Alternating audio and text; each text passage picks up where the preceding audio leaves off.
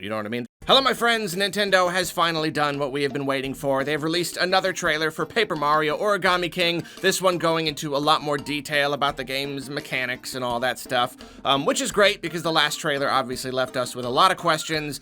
We are still left with a lot of questions, but this does clarify a whole lot of things. And I'm not gonna go, you know, shot-by-shot analysis on this one. I'm just gonna go down the list of, like, really major things that we see in the trailer and just kind of talk about them. So, let's do that thing that I just said. First thing, it has now been confirmed that the bag is full of confetti, and the confetti is used for covering holes.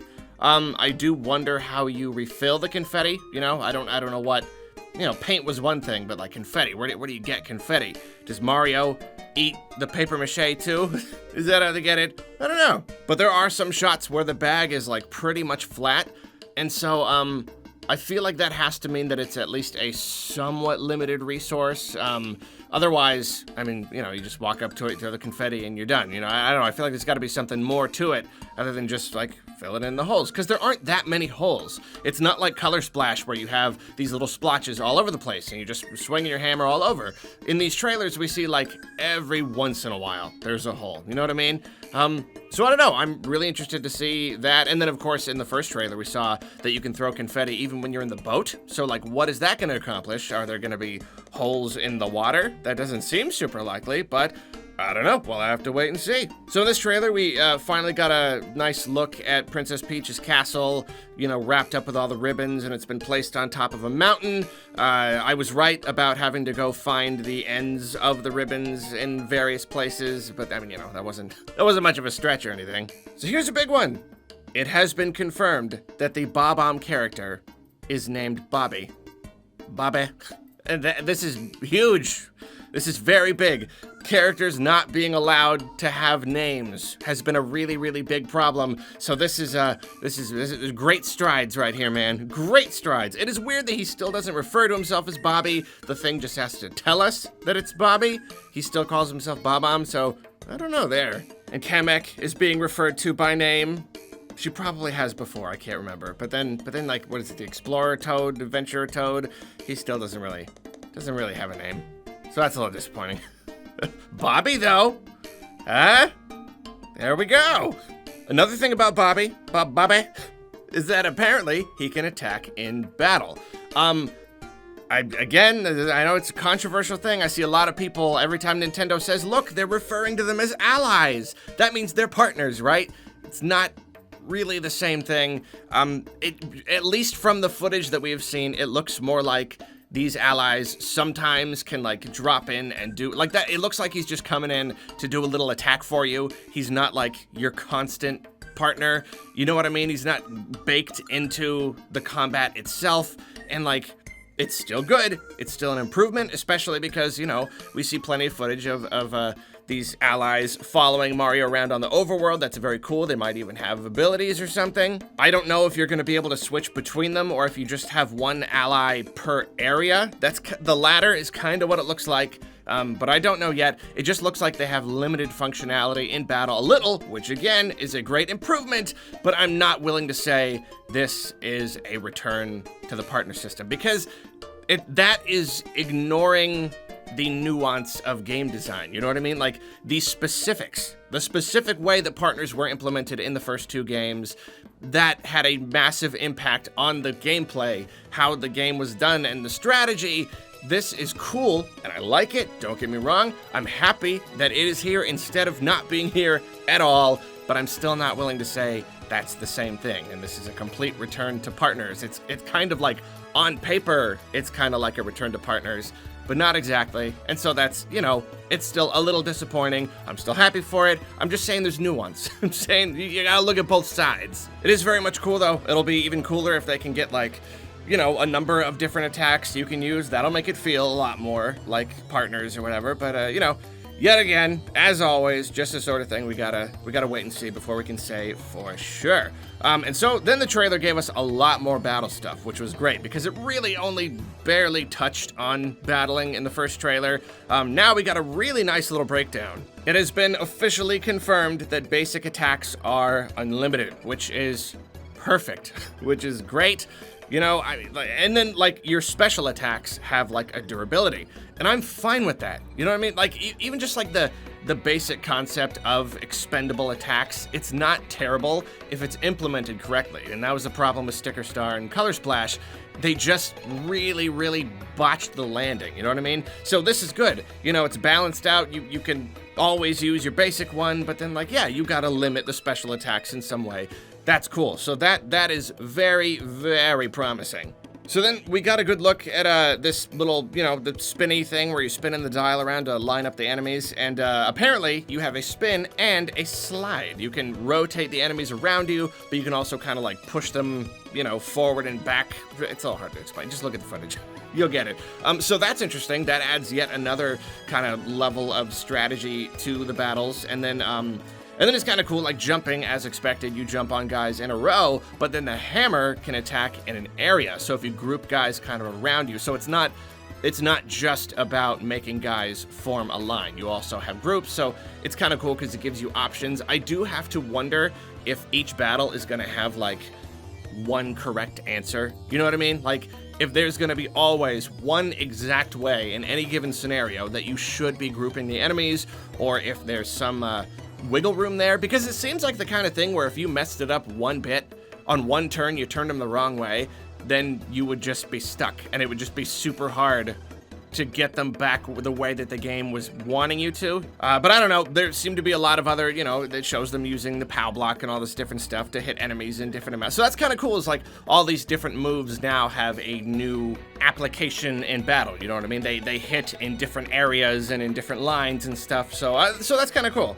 It does look like the battle is always timed. It looks like you have a limited amount of time to put the guy, and that kind of like, it almost seems kind of stressful, you know, like the idea of having to, I mean, like, already looking at it, it seems a little bit like it could potentially be tough to line everything up the way that it's supposed to be, but now it's also like, and you gotta do it within 25 seconds or whatever. So I don't know, it is yet to be seen just how difficult that will be. I know Nintendo likes to make their games very, very kid-friendly, so I'm not really sure, and I don't know if just like when the timer hits 0, if that just means it makes the attack happen, you just can't turn it anymore, who knows. And boy, am I glad that damage values are back, you know, giving the number that's actually the damage you're dealing, and not just like, you know, some paint comes out and the level goes down, or they get more crinkled and you have to just kind of vaguely judge how much more damage you should do. No, give me the numbers. I want the numbers.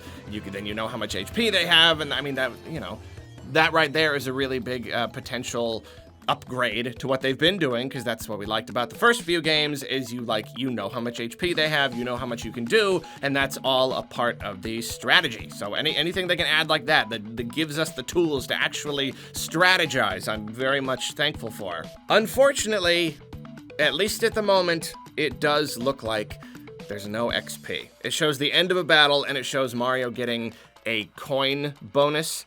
Many people have claimed that, well, I mean, there's a lot of lines under that one. It could be that XP comes after that. I don't think so. I think it would have showed that. There was no reason not, you know, there was no reason to show him specifically not getting XP. Like, why didn't he get XP for that battle? It's probably that there are going to be other coin bonuses. You know, just a number of coin bonuses you can potentially earn. We still don't know exactly what coins are going to be for, other than maybe buying more time in battle. But then that's dangerous. You know, Sticker Star and Color Splash, the whole thing was battles only earn you coins and cards. Well, what are those good for? Well, cards are good for battling, and coins are good for buying cards so you can battle, so there's really no actual point in battling. If they... It's so... I'm scared. It almost doesn't matter how good the rest of the entire game is. If they make the same mistake again, it will ruin the game. Not having a reason to battle is what ruined Color Splash for me. Even though it was otherwise, in a lot of ways, a really, really, really terrific game, it was just ruined. There was no reason to battle, so they were just in the way, they were cumbersome, you might as well just run away from them. And it's like the whole quality of this game is hinging on this one teeny tiny thing. Will there be a reason? to battle? Will you get something good? And if it's just coins, is there something really substantial to use those coins on? Because at the moment, we've even seen shots where Mario is getting coins and he's got thousands of coins, and it's just like, oh no, you can't. You cannot make that same mistake again. So yeah, that's a little scary. It's something I've just gotta kind of try to stay optimistic about and just wait and see, you know, play the game. So then it showed bosses. I mean, it showed every area in the game and like 3 of the 5 major bosses, which is, you know, a little weird. A little weird how much Nintendo loves to just spoil stuff, but I don't know, maybe there'll be more mini bosses or whatever. I'm disappointed. This is yet, and I mean, you know, there are, as you'll see with all the discussion around this, there are elements that look improved over the last 2 games, and then there are elements that are just like, oh man, really? So, for me, okay, the concept of the bosses is kind of cool, how you use the dial to lay out a path for Mario to get to the boss and attack them. To me personally, that is not preferred over just a good strategic turn-based battle, but in its own way, as you'll hear me say a lot, in its own way, that's kind of cool, and you know, compared to the other battles in this game, it's, you know, it's kind of a fun concept. But the bosses themselves, things I feel are like emblematic of the trouble Paper Mario has been through in the last few titles. You know what I mean? Like, things are like the mascots of bad Paper Mario. It's, you know, it's like all the real world stuff and the paper stuff. It's just like, I don't care, me personally, I don't care about that stuff at all. And in fact, it just removes me from the game. It breaks any kind of immersion it might be going for, and they still can't get away from it. And now it's like, you don't use things in battle, but now the bosses are the things. And that's like, oh man. Like, I just feel like they could have used them in different ways. I've seen a lot of people say, like, why couldn't this have been like a dude who uses colored pencils, you know, or uses tape? It had to just be a box of colored pencils and a box of tape. The rubber band guy is cool because he's kind of creepy, but like, there you go. It's a guy made out of rubber bands. That's clever. But then just tape and colored pencils. That's just so devoid of any personality. I don't know. I mean, like, maybe they'll... No, there's a part where, like, it's stabbing at Mario, the color, so, you know, maybe they'll have, like, a character or personality. I don't know, I just, personally, I'm not a really big fan of the whole thing. So, yeah, bosses, between the whole pathing thing and the things, it's a bit of a mixed bag for me. And then finally, collecting toads looks fun. It looks like you find toads folded up, you know, into different objects all around the world, so there's just toads everywhere to find. I like that. I like that a lot. I do like collecting stuff. I like collecting stuff where you gotta keep a sharp eye. That's fun. It gives you a reason to like look around, hunt around every little nook and cranny and crevice and hit everything with your hammer in the same kind of way like before. You know, we were hitting everything with the hammer a lot in order to put paint on it. Now it's like to see if there are any hidden toads. So that's pretty fun. And then it looks like they help you in battle. So like the more you find, the more they help you in battle. I like that a lot. That I legitimately love that mechanic. And I'm actually very excited to use it. So that was nice. That was a really nice little surprise in the trailer. So that's that. Overall, like, I know that moving forward, people are going to be consistently angry at me and my opinions about this game. I think people who actually didn't play the originals are having a hard time understanding where we're coming from. They think we're just clinging onto the past. I've got a whole discussion about this coming up, so I'm not gonna go too deep into it. But it's just like, it's okay to still kind of be disappointed, you know, because it's still not like the originals, blah, blah, blah. Mr. Entitled. But like, they're different. They're just different things. And it's like, and hey, if someone likes this new different thing, that's cool. I like the old thing better, and even where I'm seeing some little improvements over here, they're not giant improvements. They seem kind of like, you know, like the partners thing. It's like a half step toward partners, and having a few characters, you know, Kamek and a Bob-omb and stuff. It's a half step toward having like fun, interesting, unique new characters.